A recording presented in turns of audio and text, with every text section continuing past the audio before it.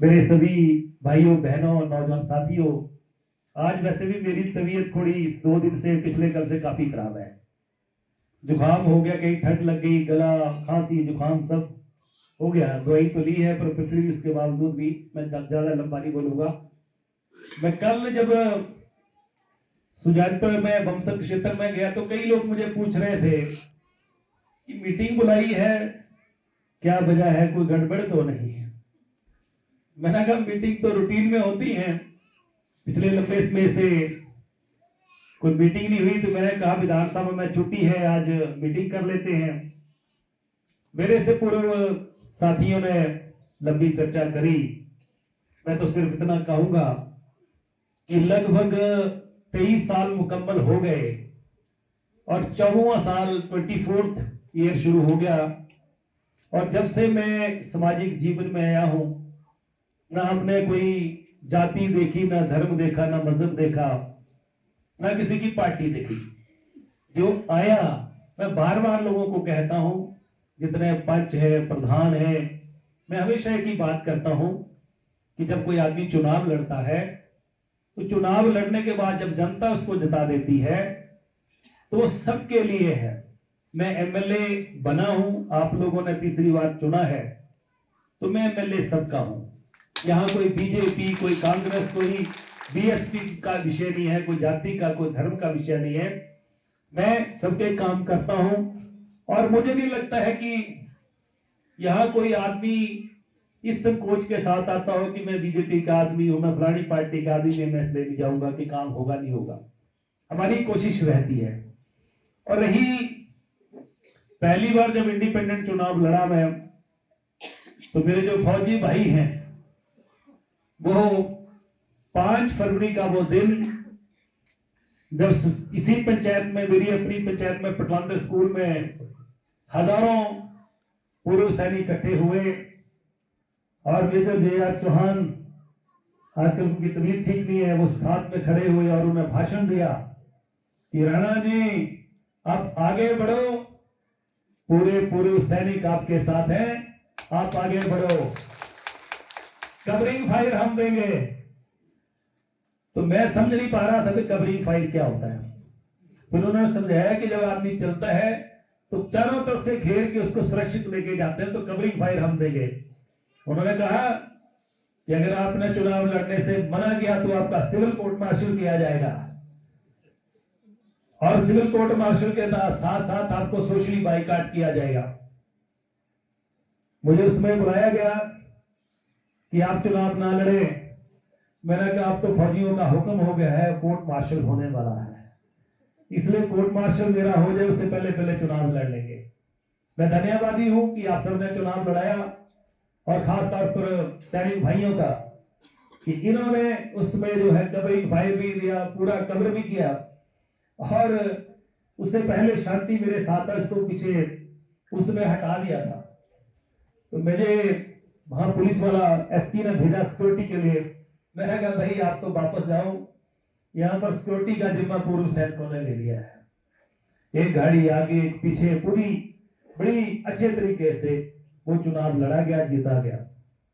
राजा वीरभद्र जी मुख्यमंत्री बने और मुख्यमंत्री जब बने तो उसके साथ उनके साथ अंडरस्टैंडिंग हुई और इतनी अंडरस्टैंडिंग हुई कि मेरे ख्याल हिमाचल के इतिहास में ऐसे पहले नहीं कभी हुआ।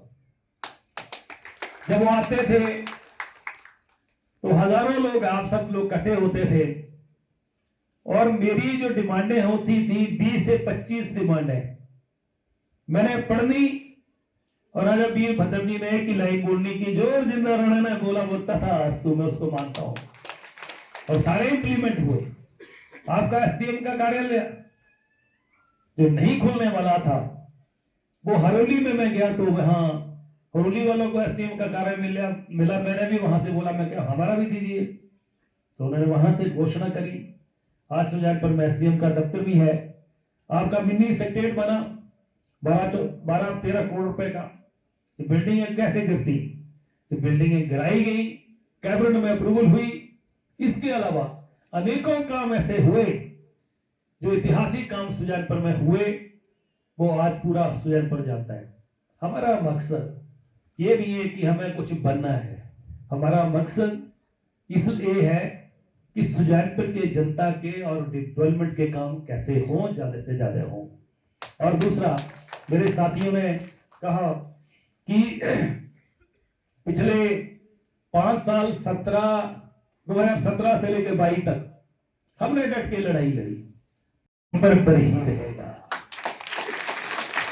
हम शुक्रगुजार हैं राजा वीरभद्र जी के, जिन्होंने हमारे कहने से सुजानपुर में बहुत सारे काम किए। और हम राजनीति में इसलिए हैं कि हमारा जन्म इस धरती में हुआ है और इस धरती का कर्जा उतारे, और अभी बहुत कुछ करना है। अभी बहुत सारे ऐसे काम मेरे जहन में हैं कि सुजानपुर में होंगे, सुजानपुर चुनाव क्षेत्र में होंगे। अभी भी काम हो रहे हैं, परंतु जो सुजानपुर की जनता की उम्मीदें हैं तो सरकार उनको पूरी करे। और सुजानपुर की जनता एकजुट है।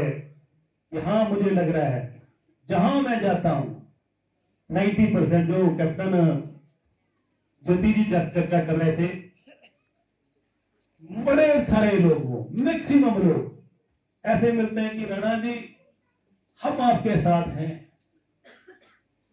हम बीजेपी और कांग्रेस की बात नहीं कर रहे हैं। बहुत सारे लोग बैठे हैं मेरे साथ, बहुत सारे लोग बीजेपी के साथ चलते हैं। मैक्सिमम लोग यहाँ मंच पर जो बैठे हैं वो बहुत सारे बीजेपी के साथ जुड़े हैं। तो कहते हैं कि पार्टी नहीं, हम आपके साथ जुड़े। क्या ये सही है कि मंत्री बनने का जहां प्रश्न है, आपने 2 बार 3 बार मंत्रिमंडल का विस्तार किया, तो कह रहे भी आपको मंत्री बना देते, मान लीजिए, तो क्या सुजानपुर की जनता जो बचा कुछा जूठा पुरूठा है उसको खाने के लिए?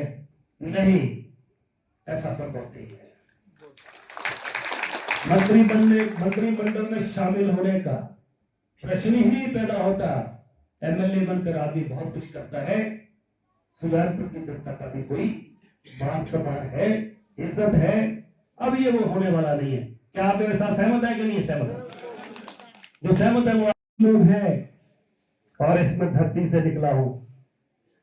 कोई सोचे कि सुजानपुर के व्यक्ति को वे दबाएगा, कुचल देगा, ये तो संभव नहीं है। हम वो नहीं है कि दबा दिए जाएं। ये पटलांदर के कंगर हैं, और कंगरों से जो आदमी निकलता है वो कंगरों की तरह ही मजबूत होता है। ये बात है।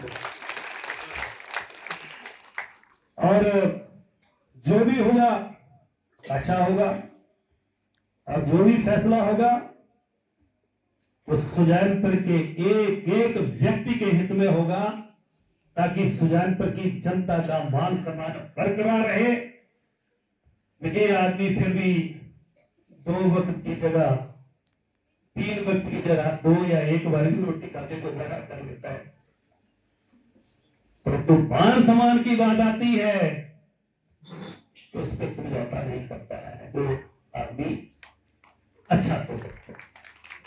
क्या आपको लगता है कि हम वो लोग हैं कि मुझे कहेंगे आओ जी राणा जी फटाफट आपको पढ़ा देते हैं, फलाना पढ़ा देते हैं? आप क्या समझते हैं कि ऐसा होने वाला है?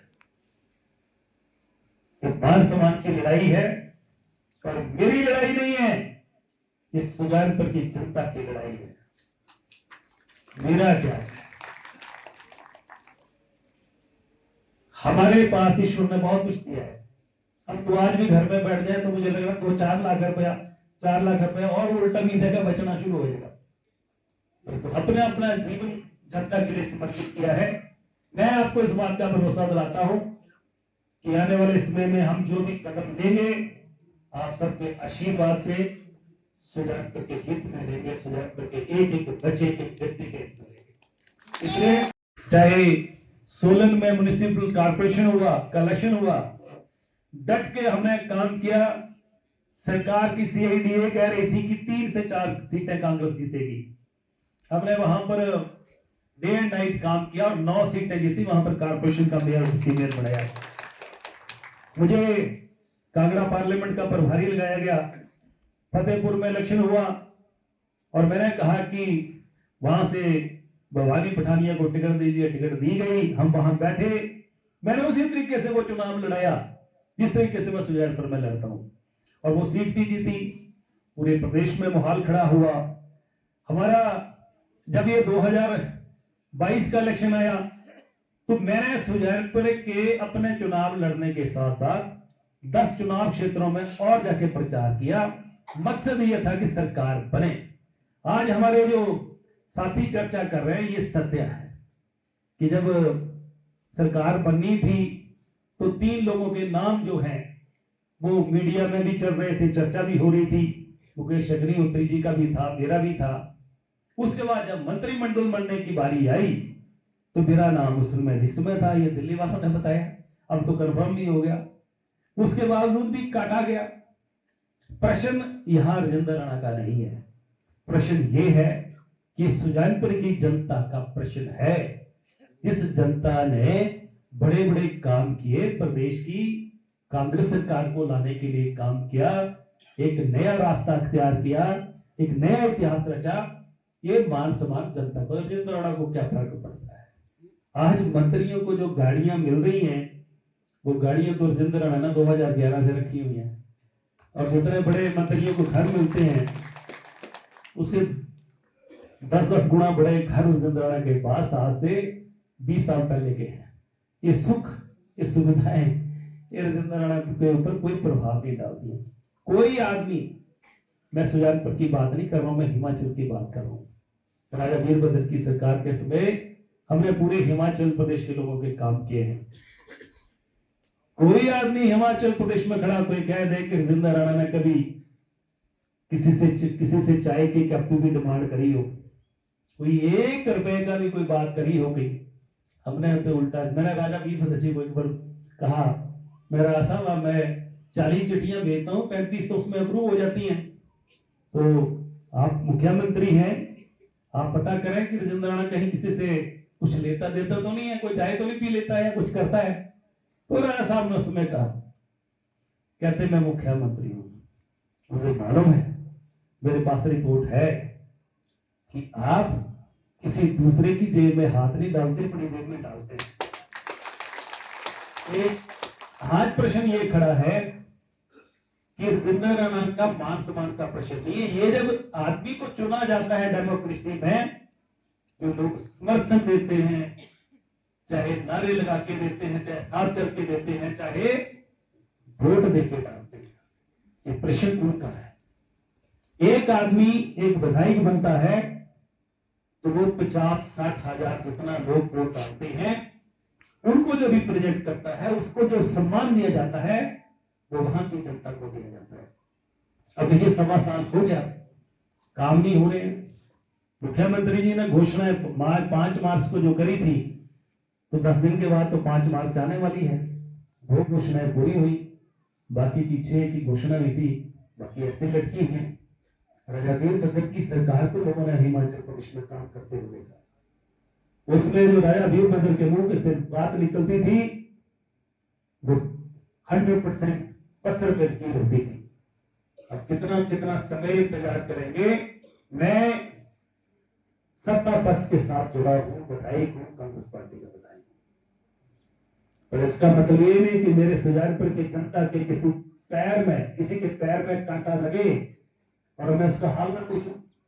मेरे प्रदेश का कोई नौजवान आज नौकरी पाने के लिए पेपर पास करने के बावजूद अगर सड़कों को भटक रहा है तो उनकी बात मैं ना करूं, ये कैसे हो सकता है। एक चुने हुआ व्यक्ति लोकतंत्र में इसलिए चुना जाता है कि वो विधानसभा के अंदर जाके सरकार के समक्ष खड़ा होके लोगों की आवाज को बुलंद करे। ये आवाज आज हमने विधानसभा के अंदर बुलंद करी कि हिमाचल प्रदेश के बहुत सारे ऐसे बच्चे, लाखों ऐसे बच्चे जिन्होंने पेपर दिए हैं, पास किए हैं, उनको नौकरी मिलनी चाहिए। कई पत्रकारों ने मुझे पूछा कि आप सरकार के खिलाफ बोल रहे हैं। मैं कहता संविधान में कहां लिखा है कि सरकार का एमएलए होने के नाते मैं किसी की आवाज बुलंद ना करूं? ये कैसे हो सकता है? ये बेईमानी हम लोग नहीं कर सकते हैं।